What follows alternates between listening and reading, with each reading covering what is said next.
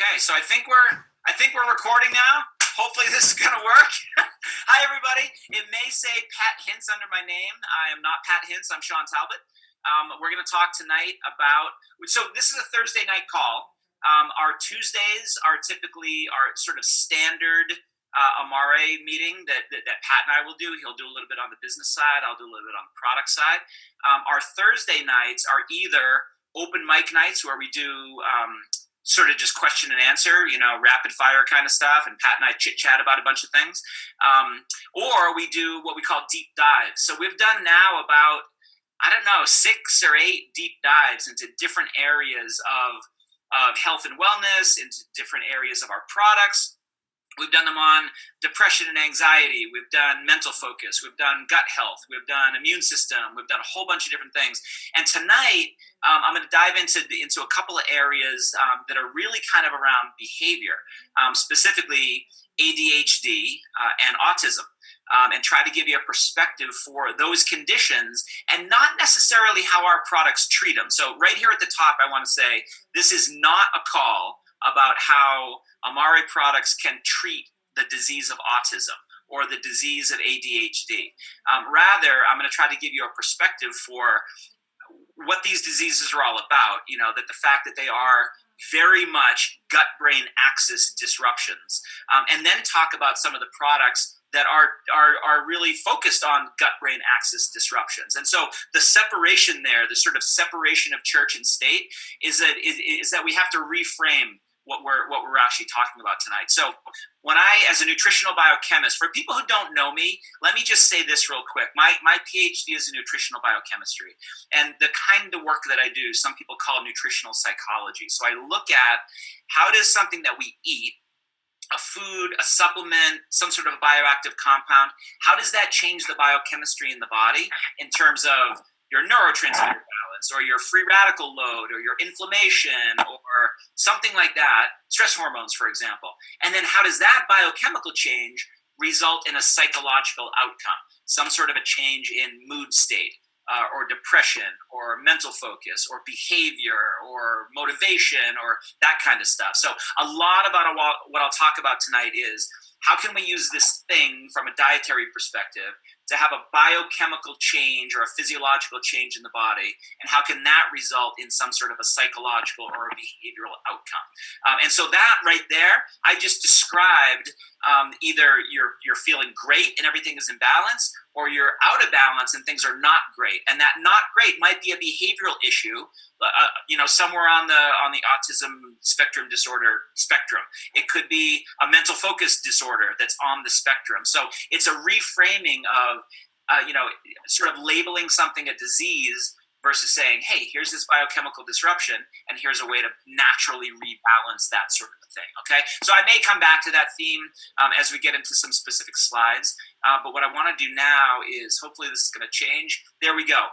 For new people who are coming on the first time, and I see a ton of brand new names up here who aren't sort of our sort of regular attendees, I want to step you through just a few slides, and I'm going to go through them relatively quickly before we get into the meat of our discussion tonight, about Amare and give you a perspective for why we're coming at this problem the way that we are. So we're a mental wellness company. Here's our mission statement. We create natural mental wellness products for a community of passionate people who desire an extraordinary life. We are all about 100% about mental wellness. And what we mean by that is that everybody is somewhere along what you see here, this mental wellness continuum. We want people to realize that no matter where you are on the continuum, in a bad state, in sort of a so-so state, or in an amazing state, our products can actually help you get a little bit better.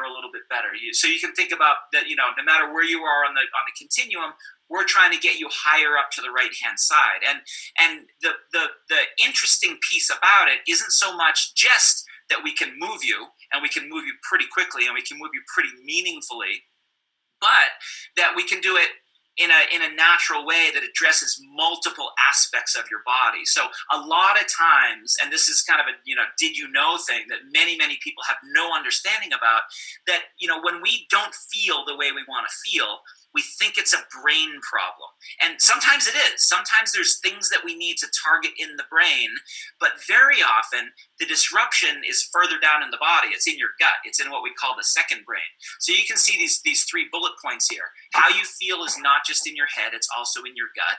And so that's why we talk a lot about gut integrity and microbiome and gut inflammation and things like that, because a lot of times the disruption that we're talking about is in the gut, and that disruption is being transmitted to the brain, and that's why the brain is not behaving the way that we want it to be.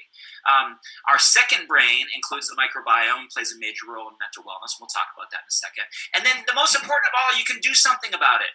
There are very effective, very well substantiated from a research perspective, very effective ways to rebalance your microbiome, maintain your gut integrity, get your gut-brain axis back to where it needs to be, and that's going to be good for a lot of people. So I see a bunch of questions coming in. I'm going to see if I can see what some of these might be.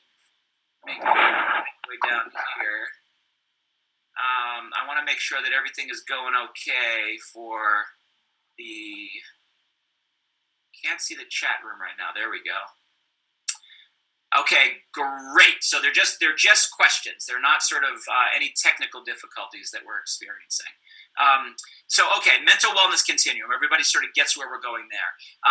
We also share lots and lots of statistics. I'm not going to spend too much time on these introductory slides because there are deep dives available about all of these kinds of things, about pain and the hundreds of millions of people who are suffering with that, about depression and the hundreds of millions of people who are suffering with that, and how that people are spending lots of money. The reason I put this up here is to make the point that it's probably a heck of a lot more people are suffering with these problems, even if it's just feeling burned out every day, than you think.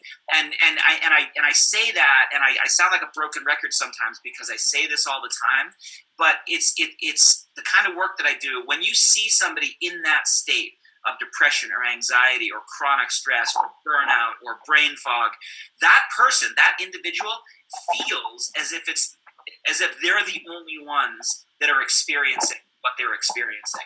And it's important for us to say, hey, look, you are not alone. It's a phenomenon that we call sickness behavior, right? It's actually a biological response to these disruptions in your biochemistry and your physiology and your neurotransmitters and everything else, to get your body to go, all right, I'm the only one here. I need to just hunker down and wait for this to go away. I need to hunker down and allow my body time to heal. And unfortunately, if we don't go in and actively facilitate that healing process, that person's just going to be stuck there. And that's a terrible, terrible place to be.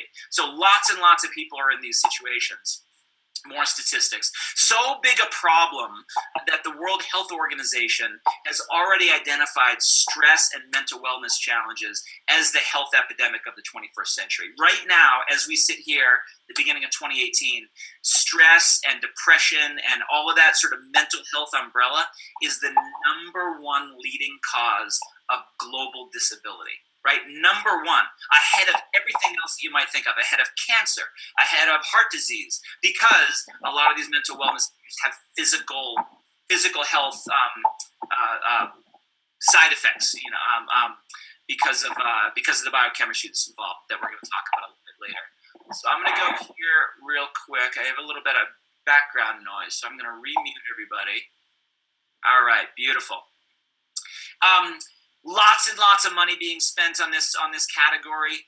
It's the number one problem in the world. Hundreds of millions of people spending hundreds of billions of dollars. In the next decade or two, this is going to be $1 trillion industry, so to speak, $1 trillion category. It's growing faster than we ever expected it would. And the science is changing in this particular area that makes this, the hottest area of science right now. So lots of people are going to be paying attention here. And the interesting nuance, the interesting wrinkle here from my perspective as a scientist is that the science has changed so much around mental wellness, literally in the last 5 to 10 years, that we think think of it completely differently than we did just a decade ago. And it really is this idea of, yes, we're still going to sense these problems here in the brain, but the cause of the problem is not always in the brain. It's in the brain sometimes, but sometimes it's in the gut. Sometimes it's in this axis, this communication network in between, which is comprised of nerves and neurotransmitters and hormones and immune system cells. For people who really want to get into this area and understand the new science around mental wellness and new science around the gut-brain axis, this is the book that I recommend. It's called The Mind-Gut Connection. It talks about the microbiome, talks about the gut, talks about this axis, talks about the whole connection between them and the bidirectional communication. It's written by a guy at UCLA, Emran Meyer, who's actually on our scientific advisory board. He literally is the guy when it comes to understanding gut-brain axis. It's a very, very readable book. So if you want to dig in a little bit, I would highly recommend picking that up. So a lot of this change in how we think about mental wellness has come from understanding more about the microbiome. And people have said to me, well, we've known about the microbiome for a long time. We've known that there are 100 trillion bacteria in our guts for a good long time. We just thought they were there as kind of freeloaders, right? They make a few vitamins, so that's good. They earn their keep that way, that we can absorb into the body. They help with digestion. They help with pH levels and things like that. But only in the last 5 or so years have we had the scientific techniques, the genetic techniques to measure what was down there, and then even different scientific techniques to measure what they're making, their sort of bacterial end products they're producing that are actually having a health effect throughout the entire body. So I won't go too much into this, but people do ask me that question, like, how have we learned so much about it just in the last couple of years? And it really is because of computing power, right? The whole sort of genetics revolution of being able to sequence all the genes. If you look there, it says bacterial genes, 20 million.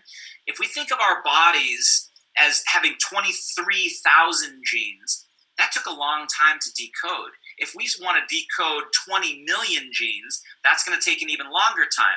And so we never would have been able to put a dent in that, except for some of the computing power leaps that have happened. We're able to actually do measurements fairly quickly, to find out exactly who's there, what they're doing, how they're working with each other, what they're producing, and that has really fundamentally shifted how we think about not just mental wellness, but health in general. And it really comes down to this for the lay person, right? I will actually come back and talk a little bit more specifically about specific strains of bacteria and things like that a little bit later in this call. And I wanted to mention some of these microbiome gut-brain axis things because the conditions that we're going to talk about tonight, ADHD and autism, for so long have been thought of as just brain problems, and they're clearly not.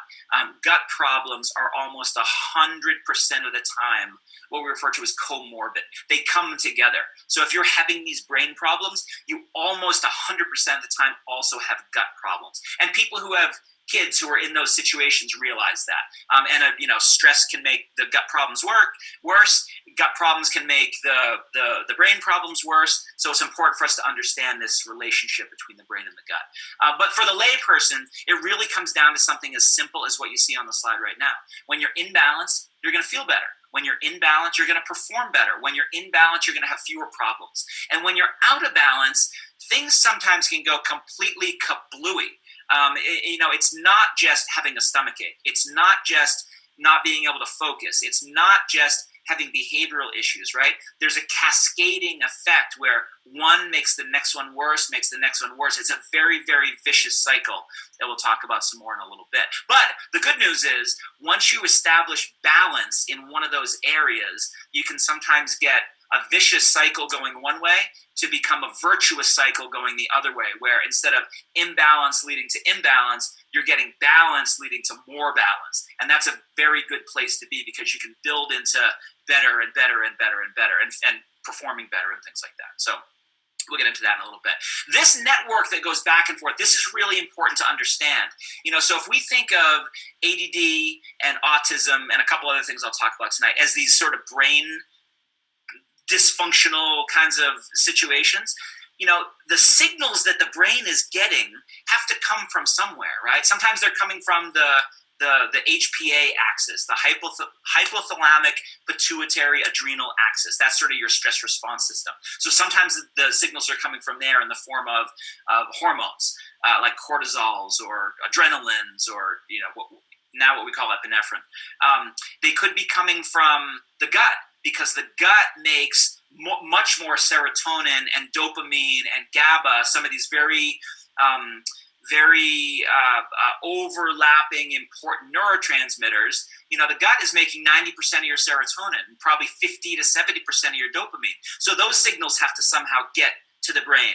And those neurotransmitters can't go from the gut and bleed out into the systemic circulation and then leak into the brain. It doesn't work that way. They probably change their signals from these chemical signals that the gut makes into neurological signals that can cross the blood-brain barrier. So this axis is a very redundant, overlapping, shifting communication network that goes both ways. And so you have to make sure that each aspect of that network is coordinated and is efficient, because you could be making all the serotonin in the world down in the gut, but if you can't transmit that signal, your brain's not going to get the signal. Your brain's not going to know what's happening in the rest of the body. So we need to prime those systems so we're getting the right signal across.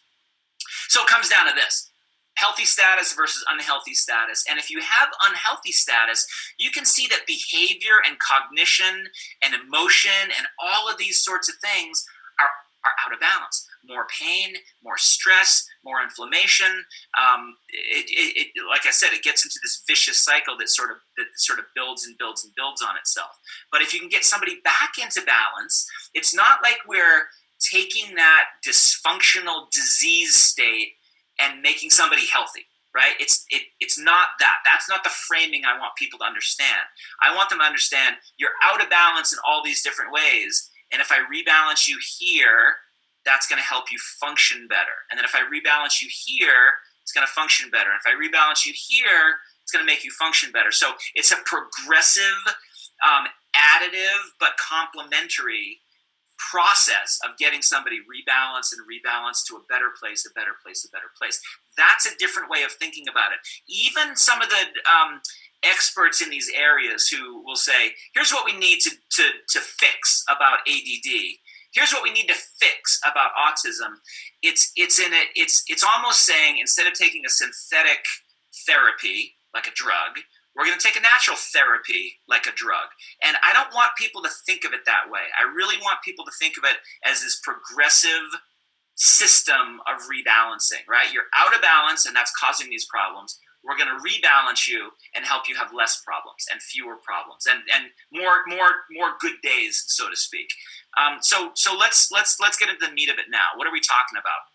So we're going to talk about broadly about three different kinds of conditions. So the first one is ADHD, attention deficit hyperactivity disorder. Here's the definition of it here.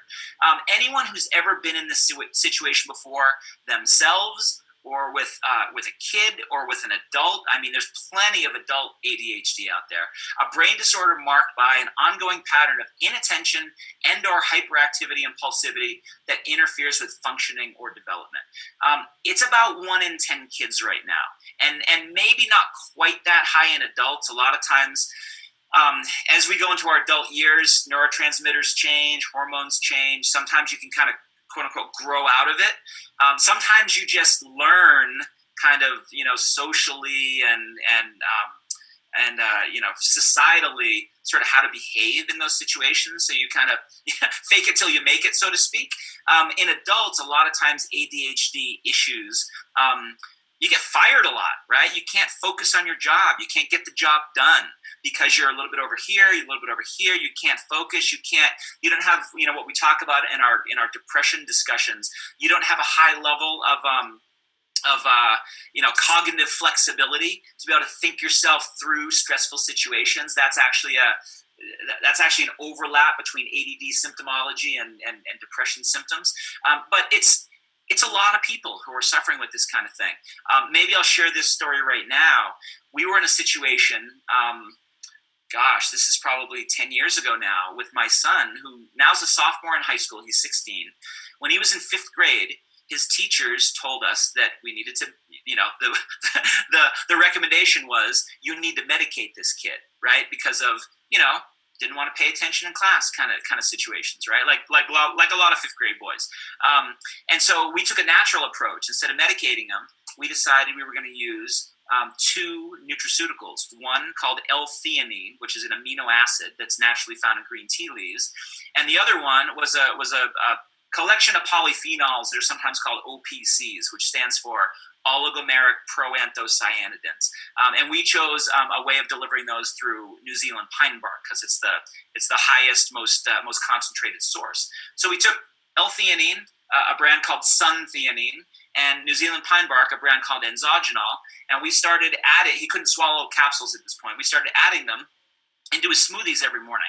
After about a week, we're in there picking him up again, and his teacher said, "Thank you for taking our advice to medicate him." Right? And we didn't, but we got the same sort of an end benefit in his behavior through these natural therapies, right? That are helping with modulating brain waves and modulating neurotransmitter balance and helping with memory and helping with impulsivity and focus and all those sorts of things. So the reason I mention that is because to this day, he takes those products. And now, sophomore in high school, he will actively go and get those products off of the shelf and take them when he needs them.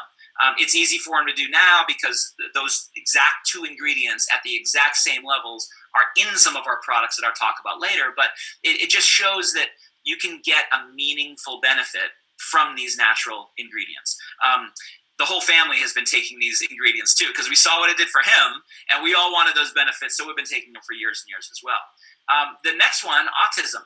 Now this, people have heard the terminology of ASD, autism spectrum disorder. It's a wide range of behaviors.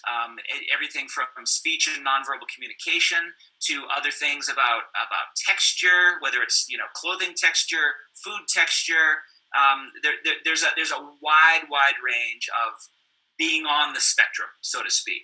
And it's a lot of kids. It's 1 in 68 is the latest sort of agreed upon statistic.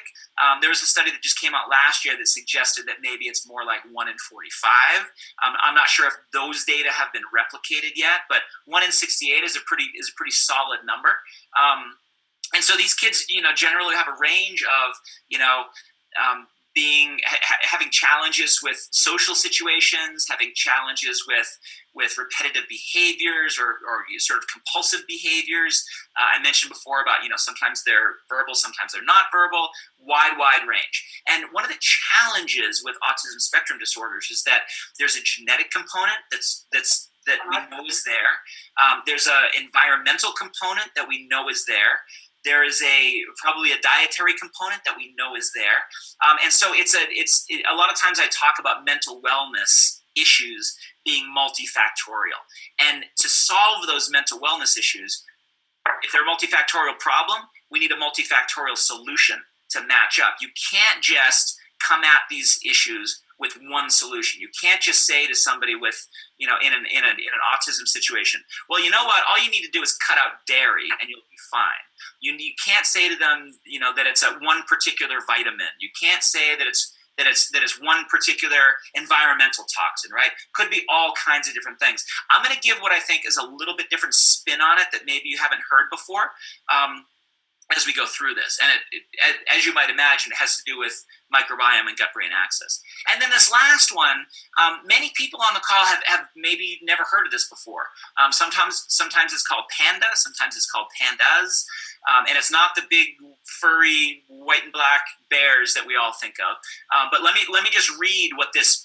Thank goodness there's an acronym for it, because it stands for Pediatric Autoimmune Neuropsychiatric Disorders Associated with Streptococcal Infections. So you get strep, right? You get infected with strep throat or a strep infection somewhere in your body. And this can lead to a disruption across your entire immune system, result in gut problems, result in systemic inflammation, which some of that happens in the brain, some of that happens in the gut. Some of these immune system dysfunctions result in miscommunication throughout the body. Remember, I said that that's one very important part of this axis. And then the child, typically it's a child. It can happen in adults, but then doesn't have the pediatric aspect to it. But then it's almost like overnight these kids develop these obsessive compulsive disorders. They develop tics. They develop, what looks like kind of a cross between some of the symptoms we would expect in autism and some of the symptoms we would expect in ADHD. And it's completely disconcerting to the parents, because here was this, this normal kid who got this infection that, something happened after the infection to change their behaviors drastically. And so, that might be as many as 1 in 200 kids, right? So you can see 1 in 200, that's not rare. 1 in 68, that's actually pretty common. And 1 in 10, that's something that guaranteed somebody who has one of these issues, right? So they're not rare conditions by any stretch of the imagination. I'm going to go back and mute one more time. Look like some new people came on, which is awesome. So what do we do when we're in those situations? One thing that each of these categories has in common is the fact that they're related to neurotransmitter disruptions, right? But remember what I said before. The brain, as this supercomputer, is certainly going to perceive whatever's happening in the body. And I think it's very logical for people, as it has been for hundreds of years, to say, if I see a problem here, the problem must be in there. The problem is being perceived by my brain, so the problem must be in my brain. It must be a problem with my brain neurotransmitters. So, and that is, it is almost definitely not the case. Some of the problem might be here, but I really think the majority of the problem is in the axis and is in the microbiome and the gut. And I'll explain why I think that in just a little bit. And it's not just my opinion. It's based on very good research. So you can see, what you're seeing here is dopamine, one of our very, very sort of noticeable neurotransmitters, right? This is the neurotransmitter of sometimes referred to it as the neurotransmitter of motivation. Sometimes people call it the skydiver neurotransmitter. This is the one that is there for sort of seeking out experiences and the jolt from those experiences. People can get sort of addicted to that dopamine rush. It's mostly associated with alertness, but it also has sort of overlapping effects in these other areas. Serotonin is kind of our happiness neurotransmitter. Norepinephrine is sort of our focus neurotransmitter. So if you think of these things, if any of those are out of balance, you're going to have an issue in some aspect of how you feel, some aspect of how you behave. It could be attention issues like you see up here, which are primarily dopamine, norepinephrine. There are appetite issues. There are issues with sometimes what we refer to as anhedonia. Hedonia referring to sort of feelings of satisfaction and enjoyment and things like that. People who have anhedonia just don't get enjoyment from anything, right? You could go on the best vacation of your life and you're just kind of, okay, or they experience something. This happens a lot with sort of type A personalities. You are striving and striving and striving towards a goal, and you achieve the goal, and you just go, I don't know, that wasn't all it's cracked up to be, right? You don't get the enjoyment from that experience. Most of the mental problems that are experienced in the modern world are not just one or the other of these. That's why a lot of the antidepressant drugs that are SSRIs, selective serotonin reuptake inhibitors that work primarily on the serotonin, will work in a certain sense. They'll make you feel different because they're adjusting your levels of neurotransmitter serotonin, but they don't necessarily make you feel good. And that's because your feeling of not good is probably due to more than just your serotonin. Some of the ADD drugs now are focusing on norepinephrine. They're selective norepinephrine reuptake inhibitors. So they increase your level of norepinephrine as a way to get you to focus more.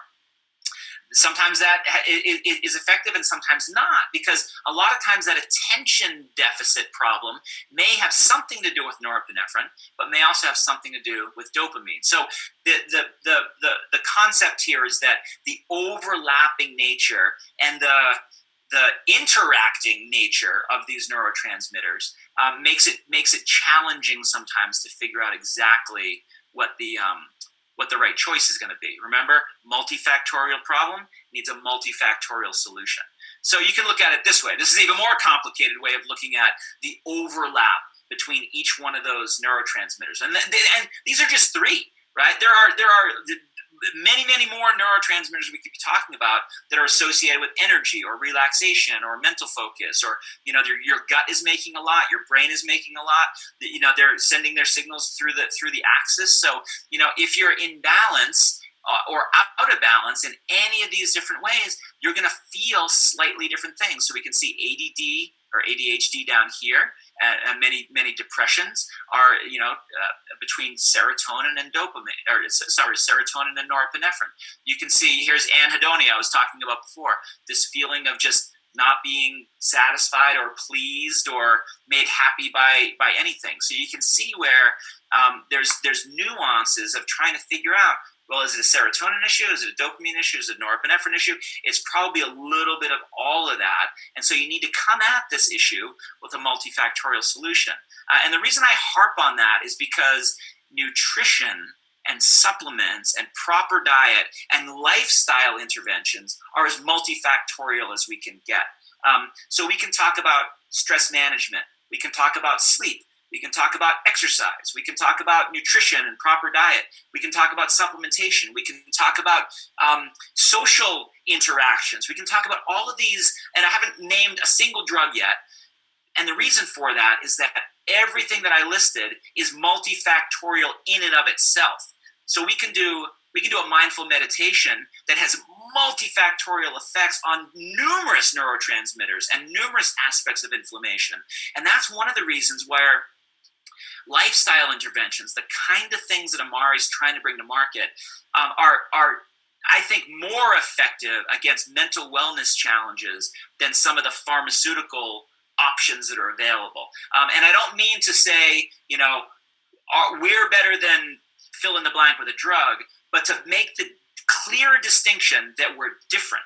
We are multifactorial in every single thing that we do. Even if you look at one of our supplements, our focus supplement or our mentobiotic supplement or our several that I'll talk about later, each one of those supplements is multifactorial. Each one of those ingredients, when we're talking about an herbal ingredient, is multifactorial versus what you're getting these days. And I know the screen just went blank. Don't freak out.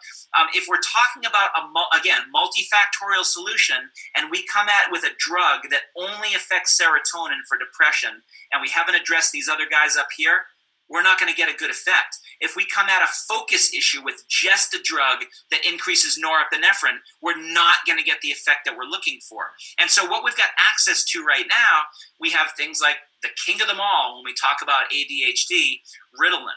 We have Concerta. We have Vyvanse. We have Adderall. Every single one of those is basically methamphetamine, right? Let's just say what it is, right? They're a step or two, depending on the drug we're talking about, away from meth. But these are strong stimulants. Strattera isn't a stimulant; it's one of those SNRIs, selective norepinephrine reuptake inhibitors. But it also, even though it's not a stimulant that's going to give you a dependence issue, it is associated with some cardiovascular problems and I believe it carries a black box warning around, like some of the antidepressants, some of the SSRI antidepressants carry a black box warning around increased risk of suicide ideation, thoughts of suicide. So the FDA has black box warnings, meaning the boxed warning, sometimes called a black box warning, is FDA's most stringent warning about safety issues, basically saying that these drugs have a very well described, very known high risk of side effects, such as dependence, such as suicide, such as cardiovascular issues. And so the reason I say that is because if somebody recommends that you or your kid or anybody else goes on one of these drugs, or I could put another ring of all the antidepressants and anti-anxiety drugs, and I could put another ring of all the sleep drugs. What you need to do is think, okay, stop, think, is this powerful, potent pharmaceutical the first thing that I should be considering? Or should I put that to the side for a second and say, okay, that's there. That's maybe going to be the thing that I need, but why wouldn't I try a natural, multifactorial lifestyle sort of an intervention first to see if that can get me that rebalancing effect and get me to a place where I get the benefits that I'm looking for. And then I don't have to go after that. So, as a nutritionist, you might expect me to say this, but because of the research that I do, I see this all the time, every single day, that if we can get somebody rebalanced, they feel better, and they feel so much better, they'll take another rebalancing lifestyle intervention, and then another one, and they'll eventually get to a point where they feel so much better that they want to start helping other people get to where they are. So stop, think, act, right? These natural, non-side effect, multifactorial lifestyle interventions might be the first place, and I think should be the first line therapy before you go to one of these potentially high side effects, very potent pharmaceutical orientations. And the reason I say that is because we know that these mental wellness issues, whether it's depression or anxiety or ADD or autism or pandas or any of those sorts of things, aren't just here. They're not just in your brain. They're probably mostly, not just somewhat, they're probably mostly in your gut. So look at the left-hand slide first. This is just re-emphasizing this idea that a lot of what's happening here in the brain, mood, cognition, emotion, is due to the fact that it's a microbial world, right? If you think back to one of those earlier slides and you think about how much of our bodies are bacterial or microbial, it's the majority. It's the majority on a cellular basis. We're only 10% human. And it's the majority on a genetic basis. We're less than 1% human. And so that microbiome down here, this microbiota inside our intestines, is driving so much of our mental wellness and so much of our physical health. If we don't get this in the right place, no matter what we do up here in the brain, we're going to be spinning our wheels, right? Let's say that we fix, so-called, right? We get the neurotransmitters, in a more balanced state here, and we haven't fixed all this other gobbledygook that's happening in the rest of the body. We're going to be continually throwing a monkey wrench into whatever we've done in the brain. And so I look at it a different way. I look at it from a biochemical perspective and say, okay, there's a problem up here in the brain. We might be able to do things for that. Let's go further down. Let's go upstream and see what's upstream of causing these problems in the first place. And it might be neurological. It might be problems in the nervous system, like the vagus nerve. It might be something that's in the bloodstream, things like these cytokines, which are inflammatory compounds. It might be things in this HPA axis I mentioned before with your adrenal glands and your stress response system, cortisols. It might be something even further down. It might be your immune system that's sending the wrong signals or sending incomplete, inefficient signals. It might be your neurotransmitters. So tryptophan is an amino acid that's a precursor for serotonin metabolism. So if your amino acid profile is not where it needs to be, your neurotransmitters can't be where they need to be. It might be a problem even further down, which is where your gut microbiome is. So in your gut, you've got these bacteria, and we sometimes refer to them as good bacteria and bad bacteria. And the primary thing that makes a good bacteria versus a bad one, is the compounds they produce. So the compounds they produce are those neurotransmitters. And sometimes the compounds they produce are the precursors, like the amino acids, that other bacteria use to make the neurotransmitters that can go out and start their signaling cascade.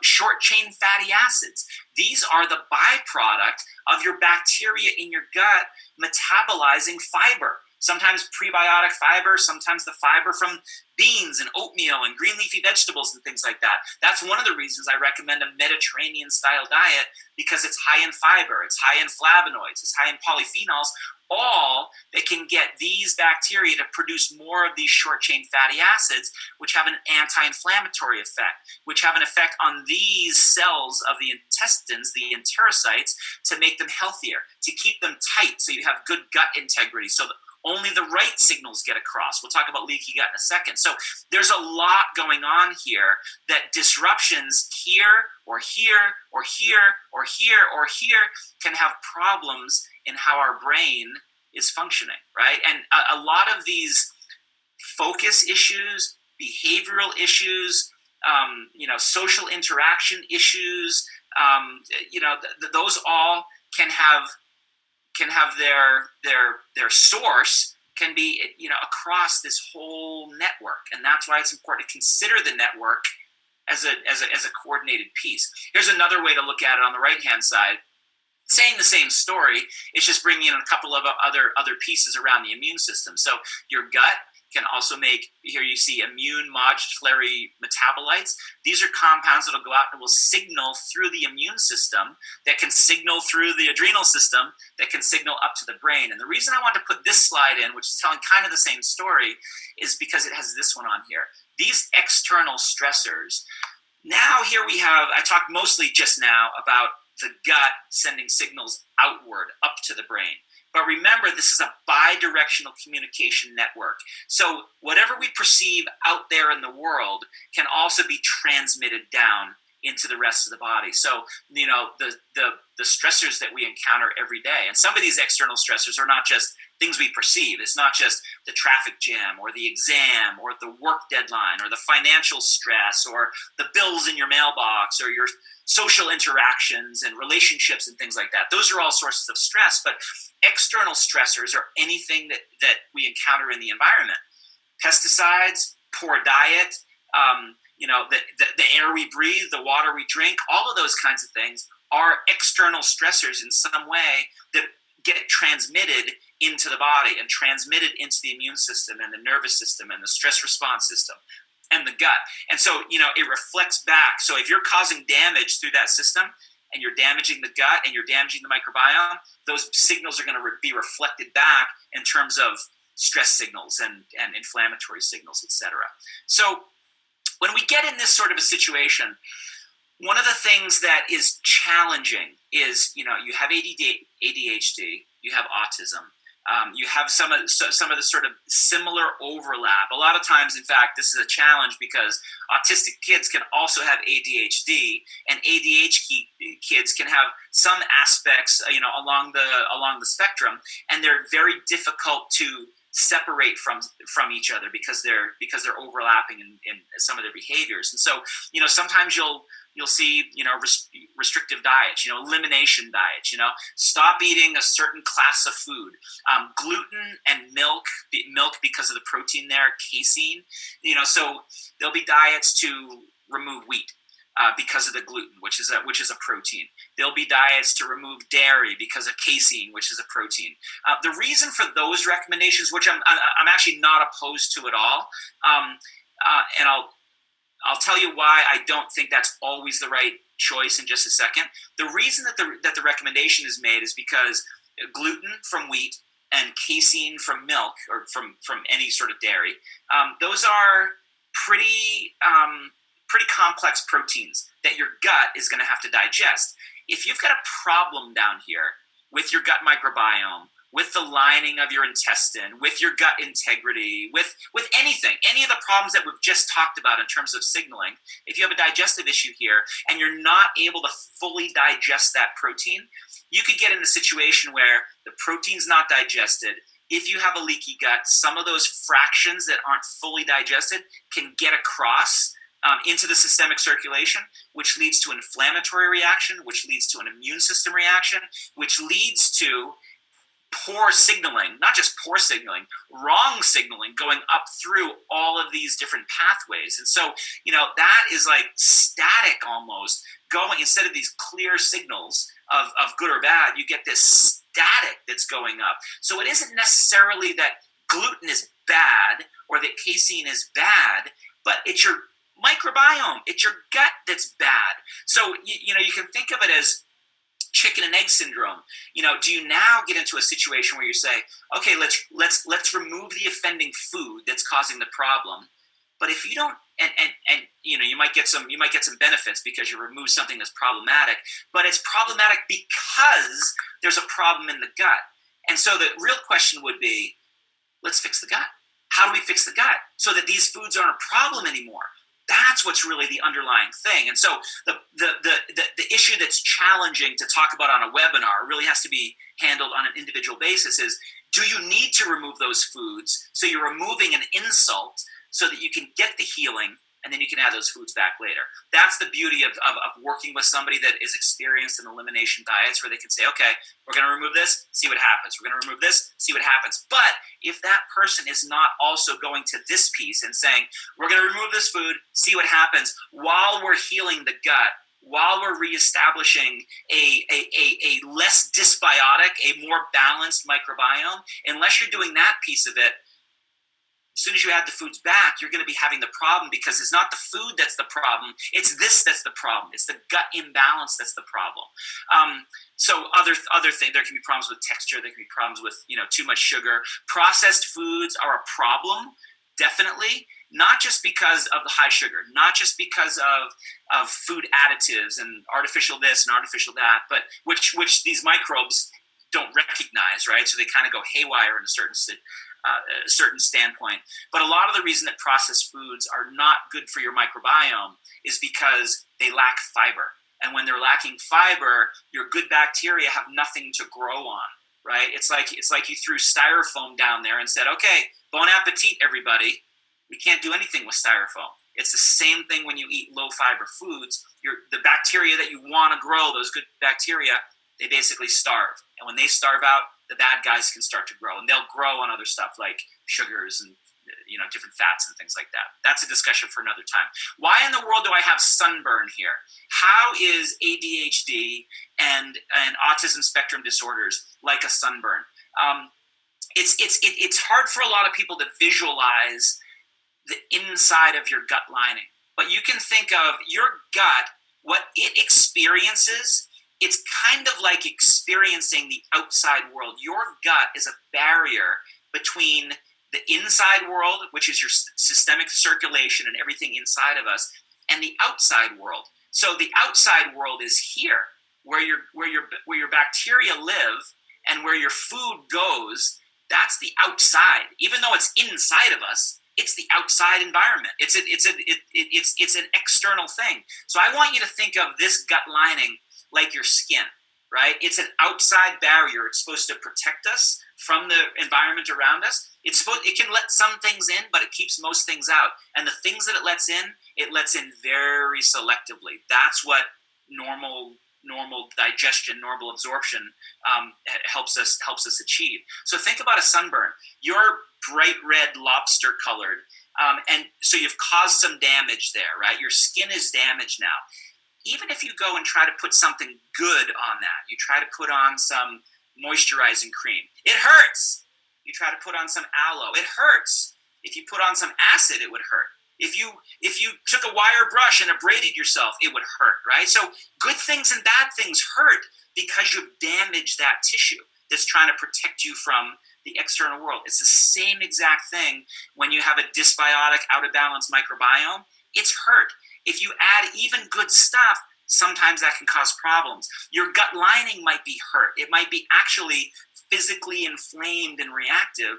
Even if you add what should be a soothing food, it might hurt because it's in a damaged situation. So we really need to fix that tissue if we expect to get any sort of meaningful changes throughout the rest of the system.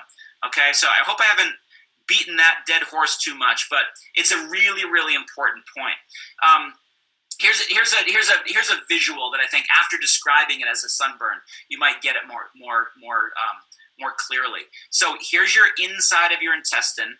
Here's that lining I was referring to as your skin. This is one part of your lining. This is the mucosal lining. You can think of this as a barrier. So this is the rest of your body. This pink area, it's just labeled as your blood. So there's one layer where this external environment is protected from the internal environment, your blood. And there's another layer, your blood-brain barrier, that's protecting this environment from the brain. But all of this good stuff, these are the amino acids that are the precursors to those neurotransmitters that I talked about before. Tryptophan, phenylalanine, tyrosine, and a bunch of other ones, precursors for serotonin, dopamine, noradrenaline, norepinephrine. So, you have to look at what we're giving in terms of the diet, building blocks, these amino acid building blocks, what the microbiome is producing, because the microbiome will take some of those building blocks and produce, meaning your food, and they'll actually produce more of those amino acids. So you can see the microbiome producing those amino acids that get across in the systemic circulation, are used across the blood-brain barrier in the brain to make some of these neurotransmitters. They're also making, these microbiome cells are making actual finished neurotransmitters that will get across, and as I said before, they're not going to get across the blood-brain barrier, but they can have signaling through the immune system and the nervous system. So it's important to make sure that each level of that system are sort of appropriately balanced. So when we get into a leaky gut situation, here's your gut down here, your bloodstream. I'm sorry, here we go. It's flipped. It's flipped this time. So here's your food up here and your microorganisms, your microbiome here. This is what your gut should look like, with tight junctions. They look kind of like, when you see them on a microscope, they look like bricks right up next to each other. Brick, brick, brick, brick, brick, with a little bit of mortar in between, nice and tight. When they're leaky, this is when this stuff can get across. And I said before, this is going to lead to inflammation. It's going to lead to immune system disruptions. It can sometimes lead to autoimmunity, where now your immune system is going haywire, like in a panda situation, and starting to attack other aspects of your body.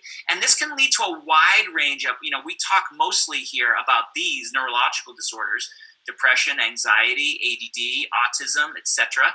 But also, autoimmune disorders where your immune system is out of whack, it's not properly primed, and metabolic disorders, even obesity, diabetes. This is one of the reasons why we're seeing so many people who come into Amare for the mental wellness benefits, neurological issues, and they get these other issues that we sort of generally refer to as these physical sort of benefits, these physical health benefits that they had no idea they were going to get, because it's all part and parcel of the same biochemistry, which leads to the same psychiatry, which leads to the same inflammation, immune system changes. So there. I think I talked about this. I'm not going to go through this one again, but I will say this. Now, why in the world do we think that this could help in either of these situations? Autism spectrum disorders, or ADD or pandas, right? So I gave you a good overview on the fact that the issues here are not just here in the brain. The issues here could partly be here, but predominantly they're someplace else, largely in the gut. We can look at mechanistic types of studies, right? So rodents are used a lot of times to sort of be proof of concept, right? Does this idea, I just showed you a bunch of cartoons, right? Does the idea on the cartoon actually show itself in a biological system? Because a lot of times things that look good on paper, you test them out in a biological system and you go, it didn't work as well as we thought. Why?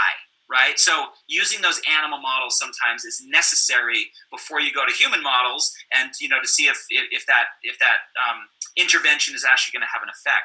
So here, this is a little bit fuzzy to see, but this demonstrates proof of concept that this mechanism might actually help in an intact mammal. And so this is from a mouse study. Probiotic treatment of mice with autism features, right? So you don't really know if a mouse has autism. You don't really know that a mouse is depressed or has focus issues, but they exhibit certain behaviors that are like that condition in humans. So, sometimes these studies will refer to autism-like conditions or depression-like behaviors. And so what we can do is we can get a mouse that is genetically predisposed to one of those conditions. We can change their microbiome in various ways and see what manifests in terms of the behavior of that living organism.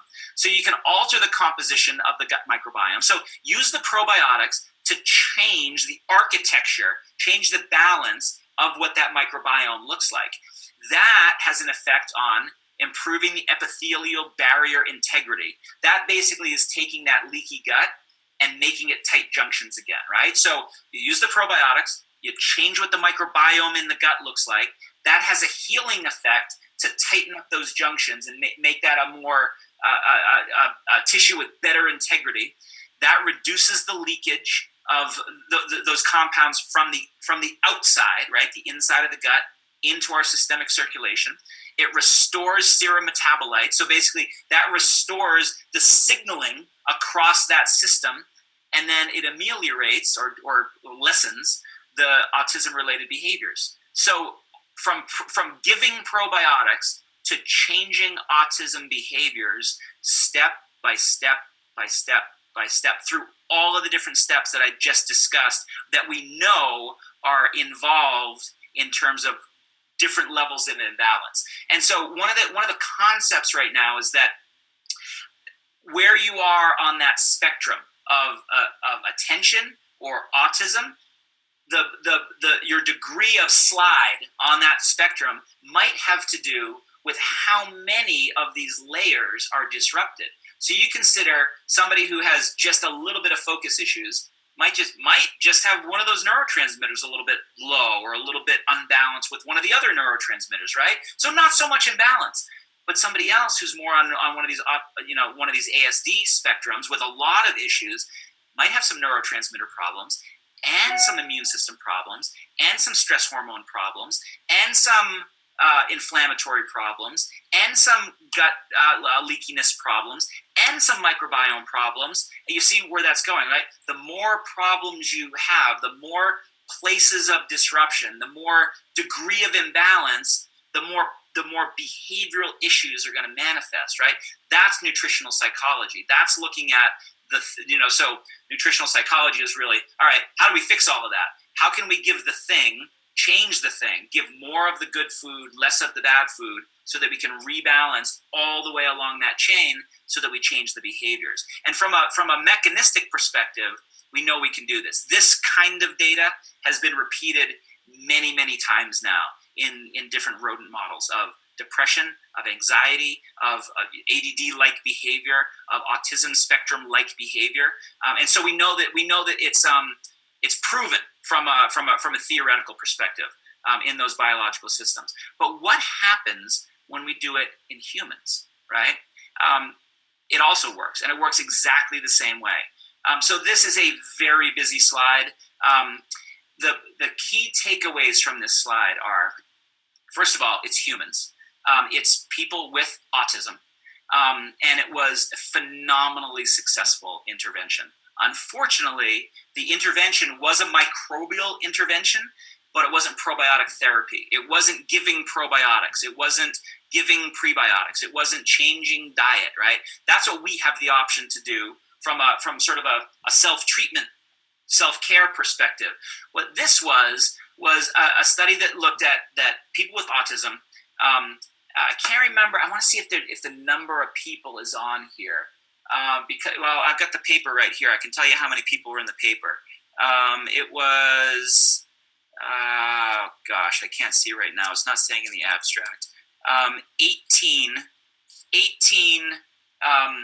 autism spectrum disorder diagnosed patients. The reason I want you to understand that is because there were only 2 that did not respond to this therapy. The therapy is basically doing a full microbiome transplant on these people. And so the way that they do that, there's a couple ways to do that. There's one to do what's called a fecal microbiome transplant, where you take a feces sample, a poop sample from a healthy donor, and you apply it to the sick person, to the person with the condition. This kind of therapy, poop swaps like that, has been shown to be amazingly effective in certain intestinal infection sort of diseases, particularly one called C. diff, Clostridium difficile. People die from this. Hundreds of thousands of people die from this every single year. And it's very resistant to treatment. But you can take the feces from a healthy person, inoculate it into the sick person, and the sick person 95% of the time is cured, and is cured very rapidly. And so that's one way to do it. But the question always is, how do you know that person is healthy? How do you know that person doesn't have other conditions, right? You might use their feces to cure this Clostridium infection that's leading to diarrhea and things like that. But what if they also have depression? Could you transfer that? What if they also have anger? Could you transfer that? What if they also have ADD? Could you transfer that? And so that's one of the issues right now. How do you properly screen a fecal donor?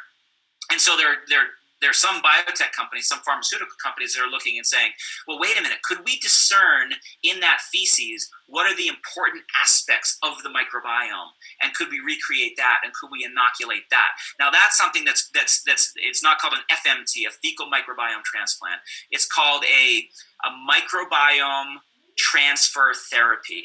MTT is what they typically call that. And so it's sort of giving not the full feces profile, but sort of a core collection of that. And that's what they did in this study. That's why I went through that long explanation. There's a lot of ways to skin this cat. But what you have to do with this kind of therapy is you have to completely clean out the dysfunctional microbiome before you replace it with the new microbiome. So think about this. We're all sitting here watching this on our computers or our cell phones.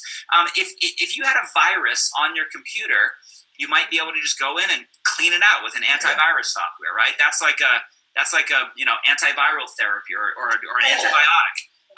But you can also, if it's a really systemic infection, so to speak, you might have to reboot your entire operating system. Do a hard reset, get the old one out of there, clean the hard drive so it's down to nothing, put an entire new operating system on there, and boot it back up again. That's exactly what they did here. And so I just want to share two pieces of data. So it's 18 kids with autism spectrum disorder, and two really important parts of this data set. You can see the purple. Purple are the kids the therapy was 8 weeks, and then they followed them for another period of time after that, right? So the therapy was, this sort of application of the microbiota weekly for 8 weeks. The purple kids are the ones that responded. The gray ones are the ones that did not respond. So I don't know what the math is, 18 out of 2 out of 18, pretty darn good response rate. The first set of bars up here are gastrointestinal complaints, right? So you can see a clear trend of less and less and less GI problems over those 8 weeks that persisted out for 2 weeks after that and 8 weeks after that. So even after you remove the weekly therapy, there's a persistent effect. So those microbiome changes stuck and they maintain themselves. That's really cool. This other piece, this is parent graded responses, right? So with these kids, you can't necessarily have them filling out surveys, right? They're the ones with the behavioral issues. And so you have the parents fill out those surveys. And what you see is higher numbers here means better performance, better behavior. And again, a very clear improvement in those autism spectrum disorder types of behaviors. So the gut improves, the brain improves, and it's because the microbiome was changed. So I want to go back just to remind you guys of something, right? This is a very progressive logical biochemical hierarchy here, right? You change the biome, you change the gut integrity, you changed what was happening across that gut-blood barrier, so to speak, you change the signaling throughout the axis, and as a result of that, you change the behavior. Right? It's absolutely mind-blowing what we can do now and we couldn't do this kind of stuff 5 years ago because of some of the reasons that I said before, right? So this is when people hear me talk about this and they hear me get so excited by it, it's because as a scientist, there's very few times in your career, and there's very few times in the history of our lifetimes that the science changes this drastically, that the science changes enough where something that we had no concept about 5 years ago now is going to be a mainstream therapy, right? So I told you what I did with my ADD child. It's the same thing that I did with my ADD self in terms of that herbal therapy. Now we're able to go to another level, 10 years down the road, another level of maintaining and improving and optimizing that gut-brain axis so we get more and more benefits. We couldn't do this before. It's completely changing how we think about the entire field of mental wellness. And so, what we've got here is the bad news, I guess, is that we haven't gotten to the level where we know specifically which bacteria are out of balance in which specific person, right? We'll get there eventually. We'll be able to say, instead of doing a complete reboot of your system, we can say, you know what? We've gone in there and done some analysis, and it's this one strain, or it's this family of strains, and we can give you that. Here you go. That's where medicine is going. That's where science is going right now. What we know now, I'm just going to focus you on one aspect from one of these recent studies. You can look at bacterial levels on lots of different levels of sensitivity. At the phylum level, class, order, blah, blah, blah. We talk a lot about strains. This doesn't even go to the strain level. But at the species level, one of them that pops out being a difference between kids with ADD and normal controls is this one. Bifidobacterium longum tends to be only about half in terms of its concentration in the gut. So this one, and hard to explain exactly what this slide is showing, but basically Bifidobacterium longum is about half the potency or half the concentration you would want it to be in that population of ADD compared to a non-ADD population. So that makes us go, all right, we know that one is low. I wonder if we supplemented that one, could we get a focus effect in those ADD kids? And we actually don't know the answer to that right now. But that's a subject for a future study. What we do know right now is that with a product like Mentobiotics, if we supplement with specific strains, we can get these sorts of benefits, right? So now I've shifted a little bit and I've said, we've just talked about ADD, ADHD, and autism, and explained sort of where that disruption might come from, and how we might change that disruption, change that back to a rebalanced state.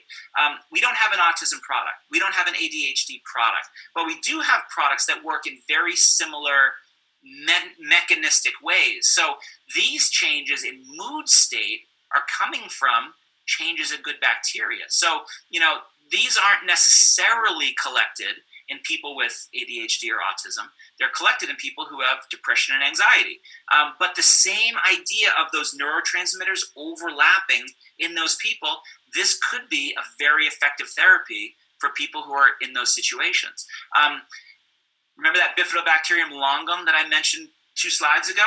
Here's one of them that we're using in that Mentobiotics formulation. This is Bifidobacterium longum, but we're going right down to the species level and choosing this 175 strain level, and choosing this 175 strain because we know it delivers anti-anxiety effects and cognitive effects, right? So think back to what population we found is low in B longum. It's those kids with ADHD, right? So if we want to improve cognitive functioning, maybe that's an approach that we could take. We've got neurotransmitter rebalancing.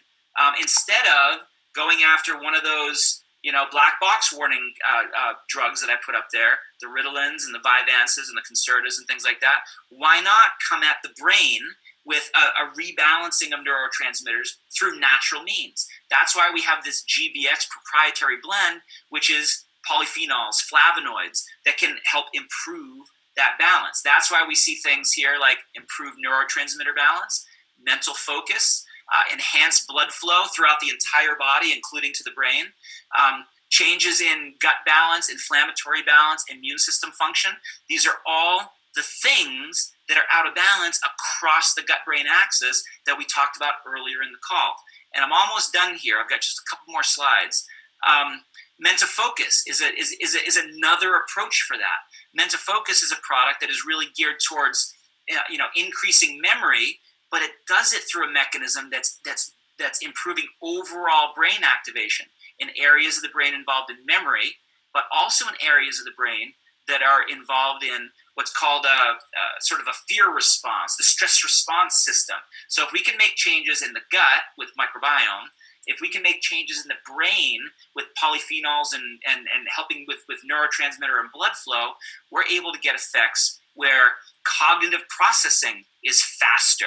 What you're looking at here, in which I go into some great detail in our deep dive when we talk specifically about focus issues, we're looking at substantial improvements in the speed of the brain.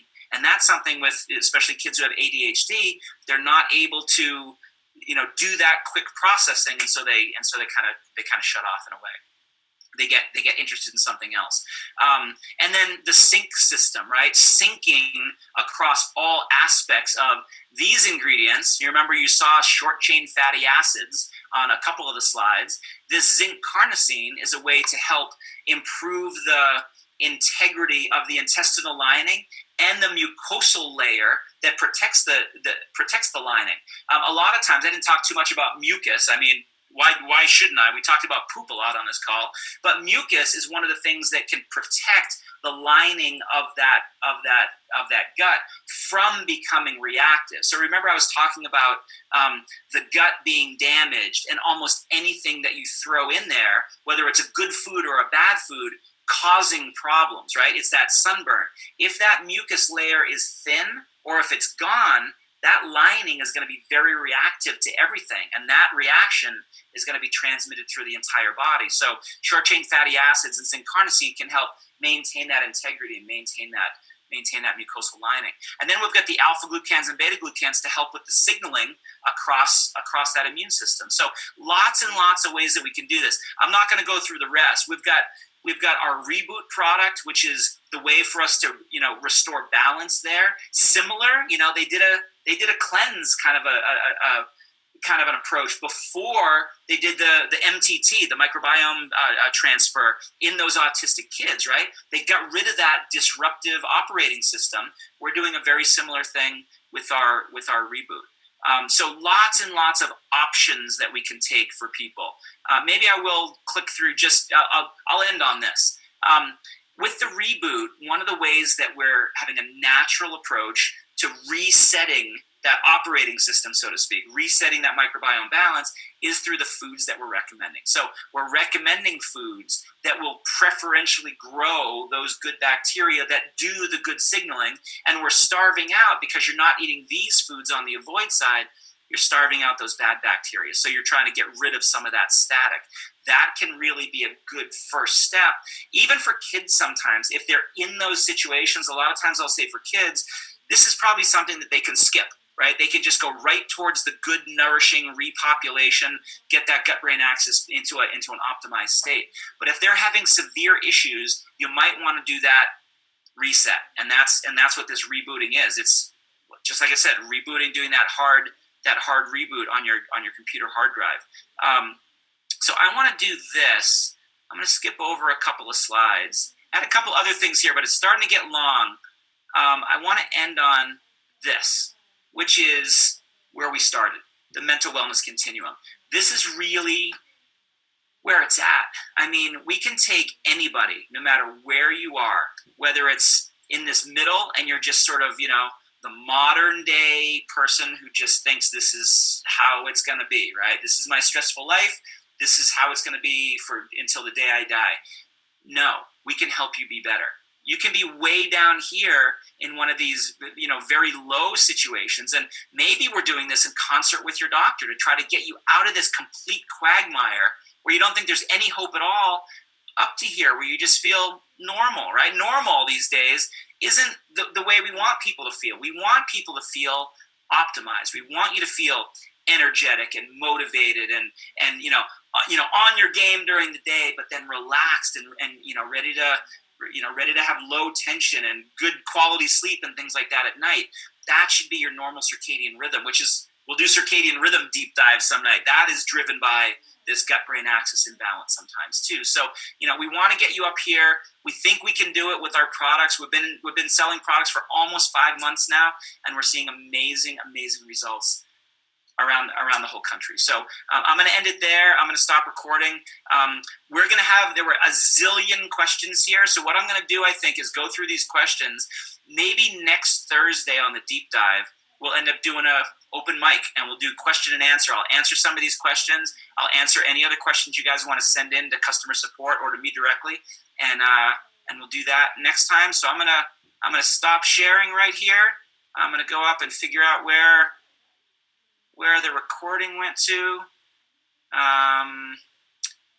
Let me see. Here we go. Stop recording.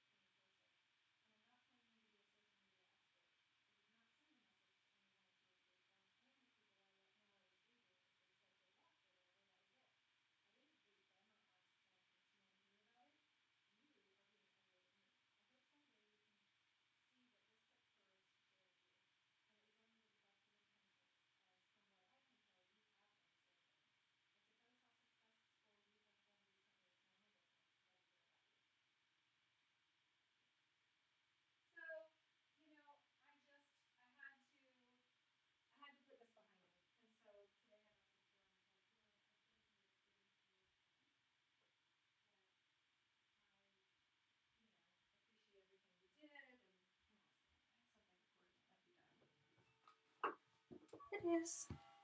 Hang on. I have it recording.